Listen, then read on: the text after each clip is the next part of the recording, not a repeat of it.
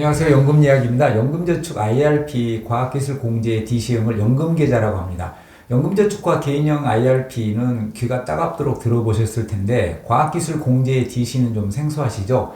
일반 회사는 퇴직금 제도, 퇴직연금 DB, 퇴직연금 DC 제도를 선택할 수 있는데 과학기술 공제와 협약을 체결한 기관에 종사하시면 과학기술 공제 DC형에 가입할 수 있습니다. 내가 맡긴 퇴직급여는 금융사에서 운용하는데 과학기술 공제에서도 퇴직연금을 운용할 수 있는 자격을 부여해 준 겁니다. 과학기술 공제에도 퇴직연금 사업자입니다. 행정공제 등 여러가지 공제가 있지만 퇴직연금을 운용할 수 있는 공제에는 과학기술 공제가 유일합니다. 과학기술 공제 DC형에 가입해서 운용하다 퇴직했을 경우 퇴직급여를 IRP 계좌로 이체하거나 공제회에 맡기는데 각각의 장단점이 무엇인지, 특히 유의해야 할 게 뭔지 살펴보겠습니다.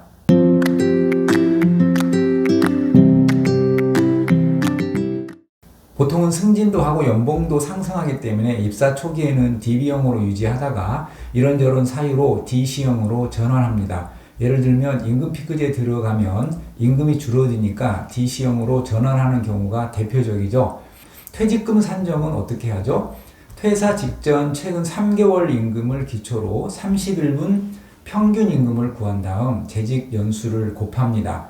그런데 공제 DC형에 가입하면 퇴직할 때 한꺼번에 퇴직금을 주는 게 아니고 매월 퇴직금을 지급합니다. 연간 임금 총액의 12분의 1, 그러니까 약 8.33%를 회사에서 나의 DC형 계좌에 넣어줍니다. 이걸 사용자 부담금이라고 합니다. 퇴직할 때 한꺼번에 몇 억을 받는 게 아니고 수십 년간 매월 또는 매년 조금씩 퇴직할 때까지 퇴직금을 받는 것입니다. 매월 조금씩 퇴직금이 들어오면 내가 운용하는데 선택할 수 있는 금융상품 종류는 아주 제한적입니다. 과학기술 공제 DC에서는 수수료가 저렴한 ETF도 투자할 수 없고 리츠나 맥쿼리 인프라, 채권도 투자할 수 없습니다. 대부분 공제 정기 예금을 선택합니다. 시중은행보다 예금이자가 높고 연복리 상품이기 때문입니다. 과학기술 공제 DC에서는 이렇게 특화된 예금에 가입할 수 있습니다.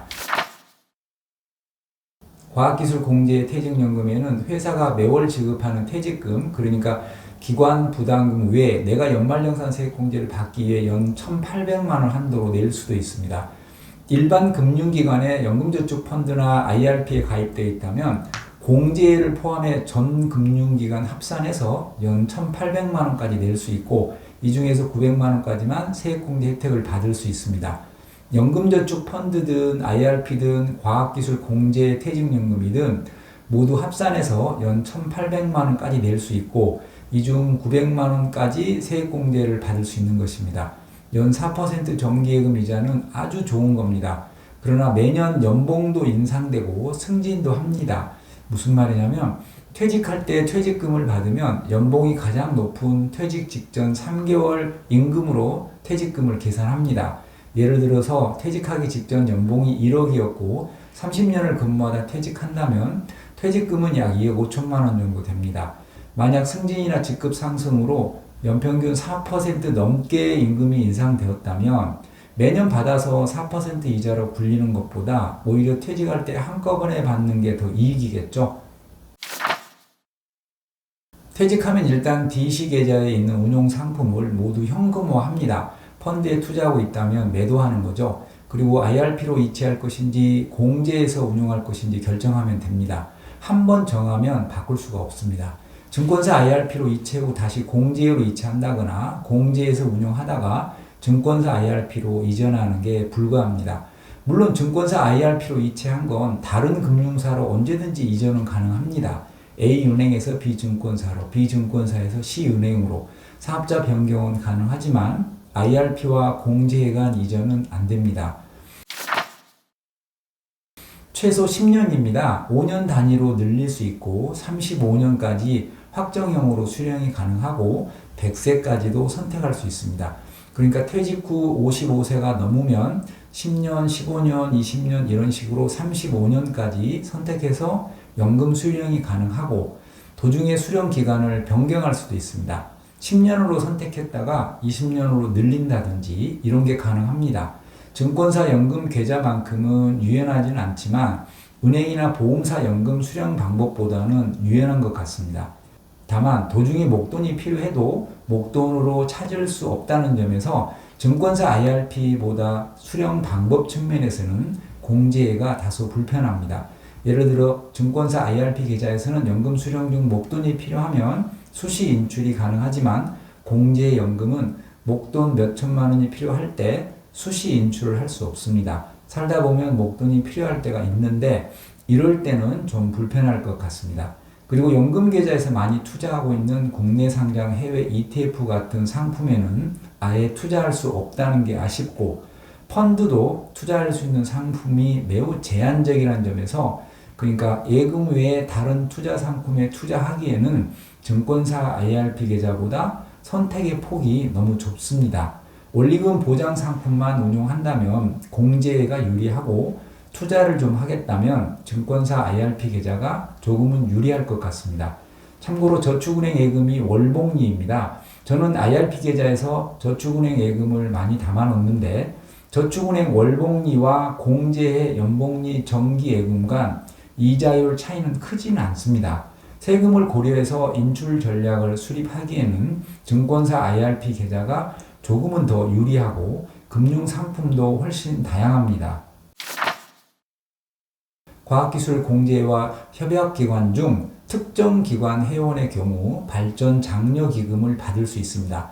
매년 지급률은 다른데 연봉의 1% 초반대입니다. 개인 부담금을 일정 금액 이상 납부를 해야 발전 장려기금을 받을 수 있기 때문에 개인 부담금을 대부분 낼 것으로 보입니다. 장려금을 안 줘도 어차피 연말정산 세액공제를 받기 위해 다들 연금저축이나 IRP에 내는데 그거 낸다고 장려금을 준다니 자기 부담금을 다들 내겠죠. DC 계좌에 매년 내가 내는 개인 부담금과 기관 부담금, 발전 장려기금이 쌓입니다. 이 돈을 퇴직할 때 공제에 맡기고 연금 개시를 하면 인출 순서에 의해서 기관 부담금이 다 인출된 후에 개인 부담금이 인출됩니다. 개인 부담금 액수가 크면 사적연금 연 1,200만 원을 초과해서 인출할 위험이 있으니까 이런 건 미리 염두에 두시기 바랍니다. 무슨 얘기냐면 공제 퇴직연금에서 운용하는 금액에서 발생하는 모든 수익, 그러니까 퇴직급여에서 발생한 이자도 모두 사적연금에 포함됩니다. 인출 순서에 따라서 퇴직급여가 다 동나야 개인 부담금과 운용수익이 인출됩니다. 10년, 20년간 연금으로 찾는다면 그 기간 수익과 개인 부담금이 합해지면 꽤 큰 금액이 됩니다. 20년간 예금에 운용하면서 연금을 받기 때문에 수천만 원의 이자가 불어나겠죠. 그 이자와 개인 부담금 1억은 사적연금에 포함됩니다.